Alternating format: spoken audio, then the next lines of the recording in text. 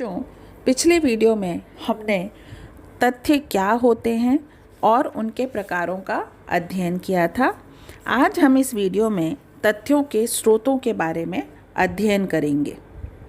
तथ्य के स्रोत का तात्पर्य यह है कि तथ्यों का संकलन किन स्रोतों या माध्यमों से किया जा रहा है। तथ्य संकलन के स्रोतों के चुनाव में विशेष सावधानी की आवश्यकता होती है।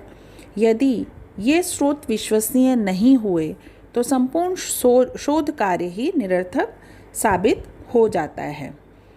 अतः तथ्य संकलन के विभिन्न स्रोतों को भली भांति समझ लेना अत्यंत आवश्यक होता है।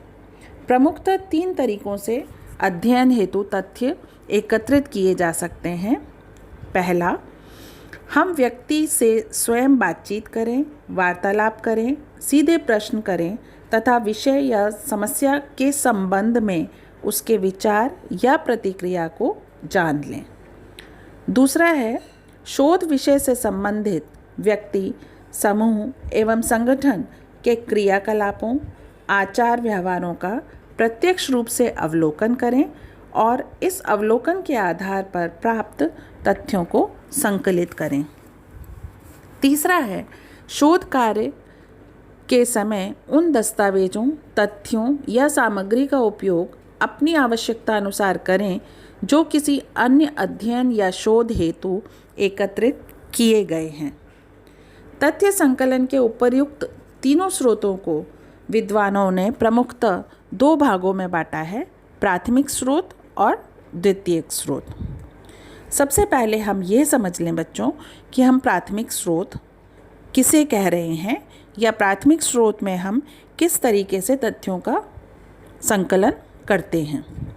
प्राथमिक स्रोत से प्राप्त तथ्य वे मौलिक तथ्य होते हैं जिनको संकलित व प्रचारित करने का दायित्व उसी व्यक्ति या शोधकर्ता का होता है जिसने उन्हें एकत्रित किया है। यहाँ हमें इस बात को हम भली भांति समझ लें कि प्राथमिक स्रोत से एकत्रित सामग्री का संकलन करता रिपोर्ट या प्रतिवेदन का लेखक हो ये आवश्यक नहीं होता। पीवी यंग ने लिखा है कि प्राथमिक स्रोत वे स्रोत हैं जो प्राथमिक स्तर पर तथ्यों के संकलन में सहायक होते हैं। इसी तरीके से पीटर एच मान ने भी लिखा है कि प्राथमिक स्रोत वे स्रोत हैं जो प्रथम बार तथ्य प्रदान करते हैं। इसका तात्पर्य यह है कि ये तथ्य संकलित करने वाले लोगों द्वारा प्रस्तुत किए तथ्यों का मौलिक स्वरूप होते हैं। श्रीमती पीवी यंग ने तथ्य संकलन के प्राथमिक स्रोत को 2 भागों में विभाजित किया है, प्रथम प्रत्यक्ष स्रोत और द्वितीय अप्रत्यक्ष स्रोत। अब यहाँ पर प्रत्यक्ष और अप्रत्यक्ष के बीच में अंतर कर सकते हैं कि प्रत्यक्ष स्रोत के अंतर्गत अवलोकन, अनुसूची और साक्षात्कार प्रविधियों की सहायता से सामग्री संकलित की जाती है। प्रत्यक्ष स्रोत में शोधकर्ता या अध्ययनकर्ता द्वारा अध्ययन इकाइयों से सीधा संपर्क स्थापित किया जाता है, जबकि दूसरी तरफ अगर हम देखते हैं तो अप्रत्यक्ष स्रोत में शोधकर्ता अध्ययन इकाइयों से सीधा संपर्क किए बिना ही सामग्री का संकलन करता है। अप्रत्यक्ष प्राथमिक स्रोत में हम प्रश्नावली, रेडियो या टेलीविज़न अपील, टेलीफोन साक्षात्कार, प्रतिनिधि प्रविधियाँ आदि प्रमुख रूप से काम में लेते हैं। यहाँ इन माध्यमों से सामग्री एकत्रित की जाती है। सबसे पहले अब हम प्राथमिक स्रोत के अंतर्गत तथ्य संकलन में जो साधन यूज़ में लिए जाते हैं उनका अध्ययन करेंगे। सबसे पहला बिंदु है अवलोकन। अवलोकन तथ्य संकलन के प्राथमिक स्रोत के अंतर्गत ही आता है। इसमें अध्ययनकर्ता स्वयं अध्ययन स्थल पर पहुंचकर घटनाओं, दशाओं, वस्तुओं, रीति रिवाजों एवं व्यवहारों को निष्पक्ष रूप से देखता है, तटस्थ होकर उसका अवलोकन करता है और इस आधार पर तथ्यों को एकत्रित करता है। इस प्रविधि का सफल प्रयोग सीमित क्षेत्र में ही किया जा सकता है।